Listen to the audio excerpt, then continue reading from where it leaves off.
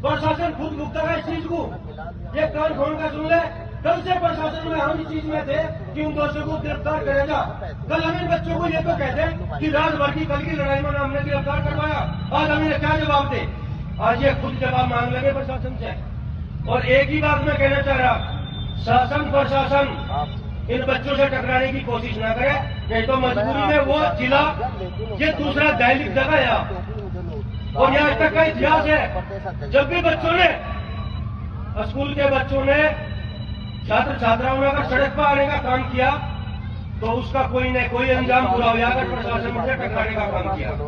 प्रशासन इनकी मांगों को स्वीकार करे, उन दोषियों को गिरफ्तार करने का काम करे।